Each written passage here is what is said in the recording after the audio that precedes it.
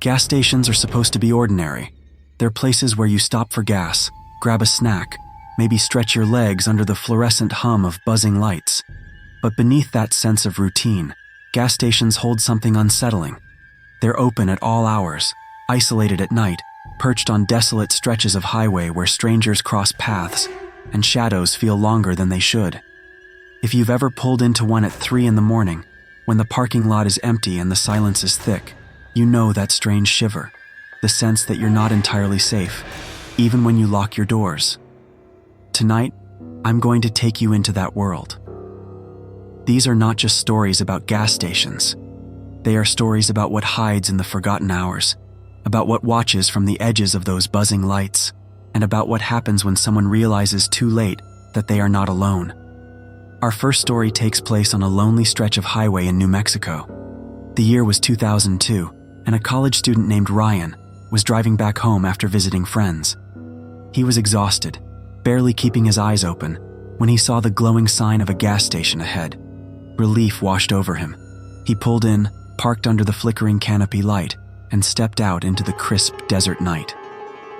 The place looked almost abandoned. Only one pump seemed to be working, and inside the convenience store the shelves were half empty.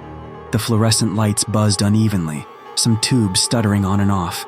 He walked inside, and the smell hit him first. Not gasoline, not food, but something metallic, almost like rust or blood. The cashier was a middle-aged man with sunken eyes who barely looked at Ryan. He spoke only once, mumbling the price of the gas, then returned to staring at the small TV on the counter. The TV was showing static, just static. No channel, no sound, only white noise. As Ryan filled his car, he noticed something odd. Every pump island had a car parked next to it, but no one was inside them. 4 cars, all old, all coated in a thin layer of dust, their driver's doors open, keys still dangling from the ignitions. He felt a wave of unease. Where were the drivers? He glanced toward the road and saw no headlights, no movement. The desert was silent except for the buzzing light above him, and then, faintly, he heard it. Footsteps, slow, deliberate, crunching against gravel. He turned, expecting to see someone walking toward the pumps, but the lot was empty. He quickly replaced the nozzle and got back into his car, locking the doors. He started the engine and checked his rearview mirror. That's when he froze. In the back seat, for the briefest moment, he thought he saw a face. Pale, grinning, pressed close to the window, but when he spun around, the seat was empty. His breathing grew ragged, his chest tightening with panic.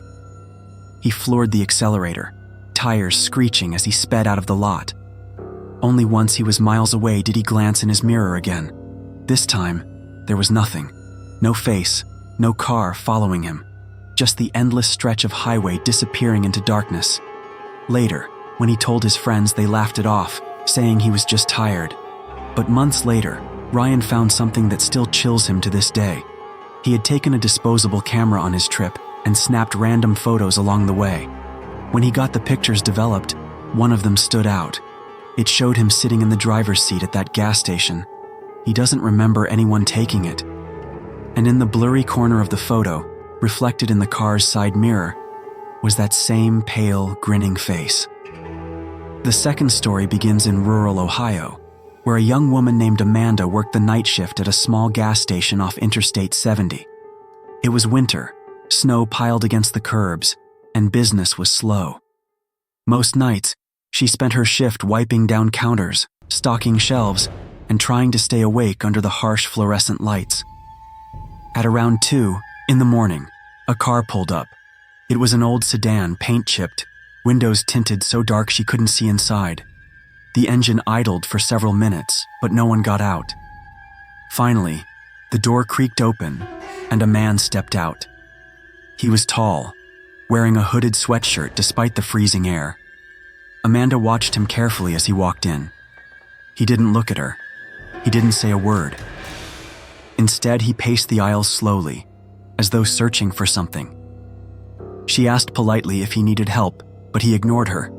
Then he stopped in front of the cooler section, staring at the rows of bottled water, not moving for nearly a full minute. Finally, he grabbed one bottle and walked up to the counter. When he placed it down, Amanda noticed his hands were shaking. His nails were dirty, almost black, and his knuckles looked raw, as though he'd been digging into something rough. She rang up the bottle, told him the price. That's when he looked at her for the first time. His eyes were bloodshot, wide, unblinking. He leaned forward slightly and whispered something she couldn't understand, the words garbled, like a language she had never heard before. Then he smiled, a slow, unsettling smile, and walked out without paying. Amanda felt her chest tighten. She thought about calling the police, but something told her not to. She locked the door instead and tried to steady her breathing. The car was still idling outside. The man didn't leave. He sat there staring through the glass, his face barely visible behind the tinted window. Minutes passed. Then, suddenly, the car headlights flicked off. Amanda's heart stopped. She couldn't see him anymore, just darkness. And then she heard it, the sound of knuckles knocking on the glass behind her. Not at the front door, at the back entrance, the one no customer should know about. The night outside seemed endless, as if the world beyond those broken windows had been swallowed by a void.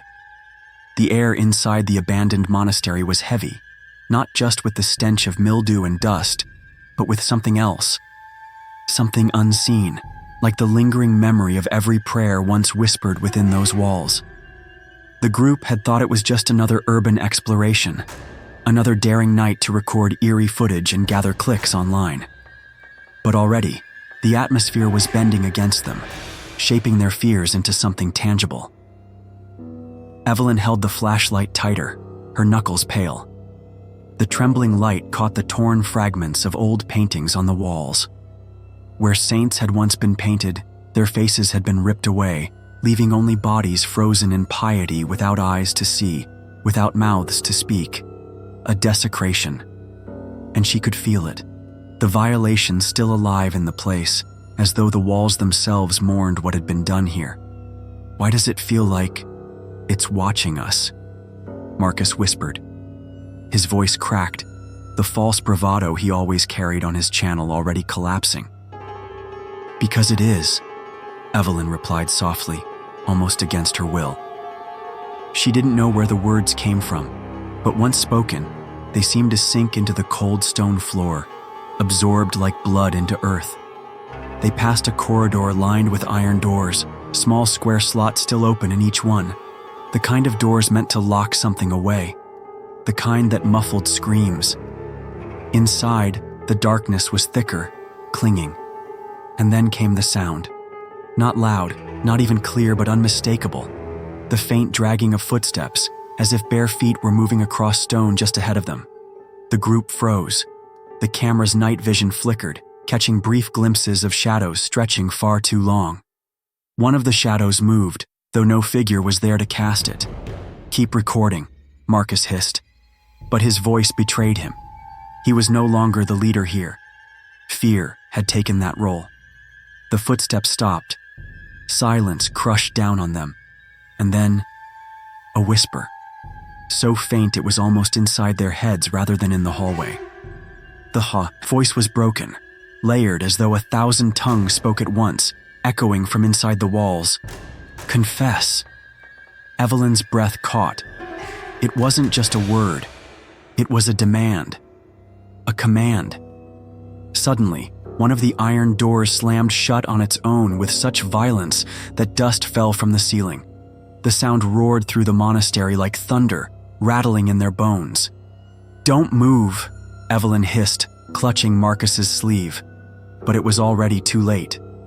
One of the group, Dylan, stumbled back, his panic too great, and the beam of his flashlight fell directly into one of the open cells.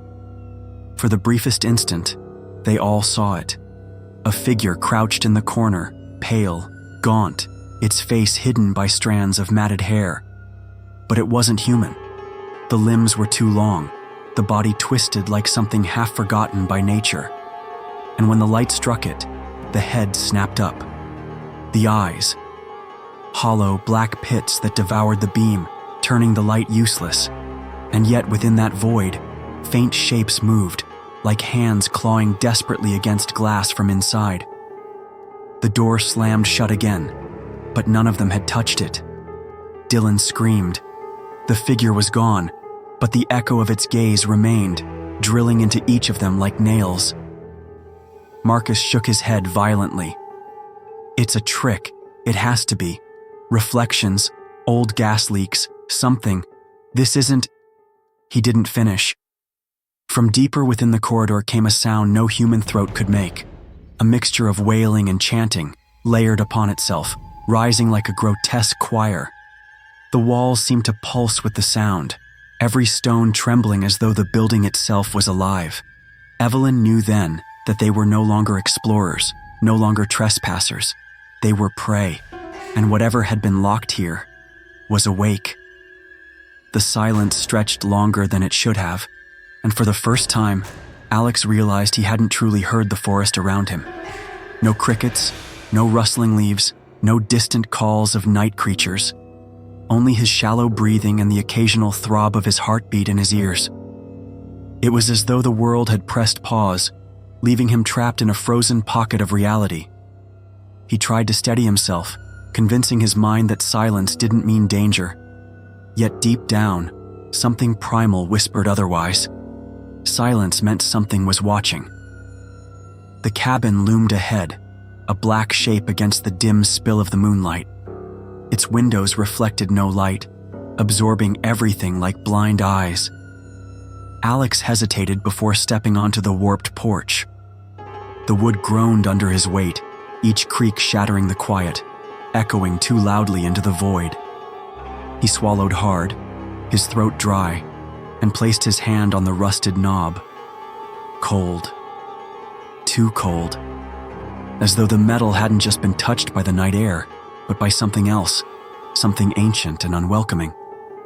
He twisted it slowly. The door resisted, groaning like a reluctant throat opening after years of silence. Dust exploded into the air as it cracked open, carrying with it the smell of rot, mold, and something metallic, iron, old blood, maybe even decay. His stomach clenched. Still, he stepped inside. His flashlight beam danced across broken furniture, claw marks etched into the wooden floorboards, and scraps of paper scattered like discarded prayers. He crouched down, picking one up. The ink was smeared, but a few words were legible. Don't follow the voices. They lie. His pulse spiked. Voices. He had heard none. Not yet. He dropped the paper quickly, almost as if holding it would summon whatever it warned against. As he ventured deeper, he felt the temperature plummet. Frost began crawling across the edges of his flashlight, fogging the glass slightly. His breath billowed out in pale streams. Then faintly, he heard it. Soft, feminine, distant. A voice humming. A lullaby, broken and dissonant, like a record spinning just a little too slow. "Hello?" Alex whispered before realizing his mistake. His voice carried too far, too eagerly into the abyss. The humming stopped. Silence collapsed again, heavier than before, suffocating. He knew he wasn't alone. Something shifted in the far corner of the room. His beam darted, catching the edge of a mirror leaning crooked against the wall. The glass shimmered faintly, though no light touched it. He approached slowly, unwilling yet unable to stop himself. His reflection stared back, pale and wide-eyed. But behind him, in the reflection, stood a figure. A tall, gaunt shadow with hollow eyes and a mouth too wide, stretching inhumanly across its face. He spun around. Nothing. Only empty air. But when he turned back to the mirror, the shadow hadn't moved. Instead, it lifted one long, bony hand and pointed. Not at him, but toward the door at the far end of the cabin. Alex's chest tightened. Every instinct screamed to run, to smash the mirror, to leave this cursed place. But his feet carried him forward, step after trembling step, as though the figure's gesture had bound him. The door loomed larger, its frame warped, nearly splitting from the wall. A low vibration pulsed through the wood, as if something on the other side was breathing, slow, deep and wrong. He reached out. His hand shook violently, but his fingers brushed the surface. Warm, not like the frozen air, not like the lifeless cabin, but warm as flesh. He jerked back instantly, a strangled gasp escaping his lips. The breathing grew louder, now accompanied by a dragging sound, like claws scraping against stone. Then the whisper came, not from behind the door, not from the room, from inside his skull. A dry, guttural voice curling into his thoughts. "You shouldn't have come here." Alex staggered backward, clutching his head, his light flailing wildly across the room. The mirror cracked loudly, spiderwebbing into fragments. And in each shard, a different version of himself stared back, some with missing eyes, some with torn skin, some with mouths sewn shut. All of them moving, twitching, independent of his own body. His flashlight flickered once, twice, then died. Darkness swallowed him whole. The silence in the convent grew heavier with every passing second, as if the walls themselves were listening, waiting, breathing. Anna tightened her grip on the small candle, its flame trembling like her own soul, while Father Samuel muttered a prayer under his breath. Each word seemed to dissolve in the thick darkness that pressed against them. They turned down a narrow corridor, and there it was again, the unmistakable sound of footsteps. Not hurried, not hesitant, but slow, deliberate. One step at a time, echoing with the weight of something that wasn't entirely human. The candlelight flickered wildly, throwing grotesque shadows on the walls that seemed to twist and bend unnaturally. "Do you hear it?" Anna whispered, her voice cracking under the weight of her fear. Father Samuel nodded. "Stay close. Don't look behind you." But telling someone not to look is the fastest way to make them want to. Against her better judgment, Anna turned her head. At the far end of the corridor stood a figure, cloaked in darkness, its outline shifting as if smoke formed its body. No face, no features, only the sense that it was watching her. The air grew colder. Their breaths came out in white puffs. The figure didn't move, yet the sound of footsteps grew closer, closer, closer, until it felt as though it were only a few feet away. Father Samuel lifted his crucifix and began to recite louder, his voice trembling, but the shadows around them grew bolder, crawling up the walls like living things. Anna clutched her rosary, but the beads burned against her skin, as if rejecting her touch. Suddenly, the sound stopped. Silence. The kind of silence that screams louder than any noise. Then, a whisper. Not one, but many. Female voices, chanting in unison, coming from every direction. The walls seemed to hum with their presence, their words a language Anna could not understand but felt deep inside her chest, vibrating against her ribs. The candle blew out. Darkness swallowed everything. Anna's scream caught in her throat as unseen hands brushed against her shoulders, her arms, her hair. The voices grew louder, almost mocking, as if dozens of unseen mouths were laughing at her fear. She tried to move, but her legs felt heavy, bound by something she couldn't see. Father Samuel shouted, his prayer rising like a desperate cry into the void, and for a brief moment, there was light, an unnatural glow not from the candle but from the crucifix itself. The shadows recoiled, the whispers broke into shrieks of pain, but it was not victory. No. Because in that brief flash of light, Anna saw what the convent truly was. The walls weren't stone, they were made of faces. Dozens, maybe hundreds of pale, screaming faces, frozen in eternal agony, their mouths open as if crying for help, their eyes rolling in torment. And at the center of it all, between those faces, a figure began to emerge. Not a nun, not a priest, not human. Something ancient. Something that had been waiting. The air inside the old convent was thick, almost viscous, pressing against their lungs as if the building itself had become a living thing. Anna stumbled backward, her eyes wide, staring at the emerging figure. It was taller than any human, its limbs long and twisted, its skin pale but glimmering under the flicker of Father Samuel's crucifix. The eyes. There were no eyes. Only deep, dark voids that seemed to pull everything around them into nothingness. The whispers had grown into a chorus of screams, echoing through every corridor, every room, filling the convent with a sound that clawed at their sanity. Anna's teeth chattered uncontrollably, and she felt the cold grip of fear tighten around her heart. Father Samuel's voice rose above it all, chanting prayers with a determination born of desperation. But the entity did not flinch. Instead, it tilted its head, as though curious about these tiny, fragile creatures daring to resist. Then it moved. Not quickly, not with sudden bursts, but with a slow, deliberate grace that made every step a terror in itself. The floorboards didn't creak. They seemed to swallow the sound, leaving only the sensation of something approaching, something inevitable. Anna tried to run, but the hallways had changed. Doors that had been there minutes ago had vanished. Corridors stretched farther than they should, bending and twisting like the inside of some living nightmare. Panic gripped her completely. She couldn't see Father Samuel, couldn't hear him clearly. It was as if the convent had swallowed everything familiar, leaving her alone with the creature. A shadow brushed past her, cold as death, and she fell to her knees. The whispers returned closer now, surrounding her, pressing into her skull like invisible hands.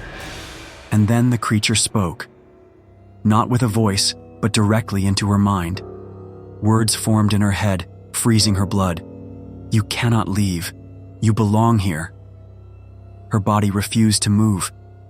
She screamed silently, but no sound escaped. The creature loomed closer, and the air became unbearable. Every breath burned like fire, every heartbeat thundered like a drum inside her skull. Then, a faint light appeared at the end of the hallway. Dim, flickering, like a candle struggling against a storm. Anna forced herself to crawl toward it, the floor stretching endlessly beneath her. Behind her, she felt the creature's presence pressing, almost tangible, like a weight on her shoulders, on her very soul. Finally, she reached the light.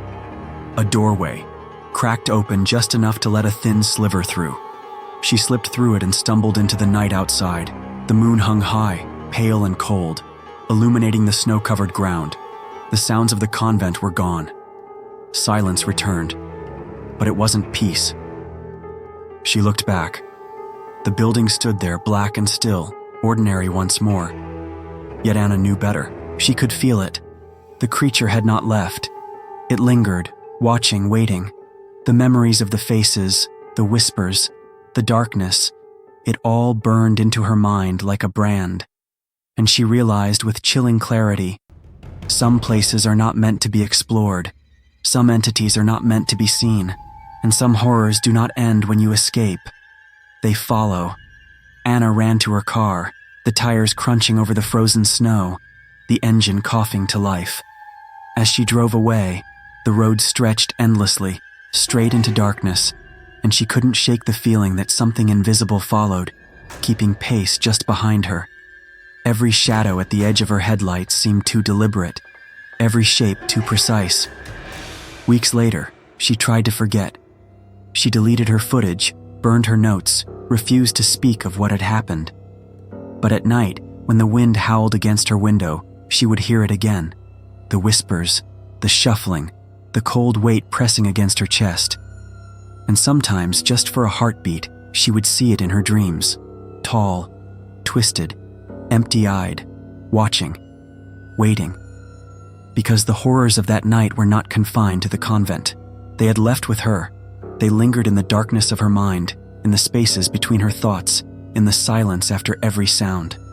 And Anna knew the truth. Some stories don't end. They continue in the shadows, in the corners of empty rooms, in the places you thought were safe.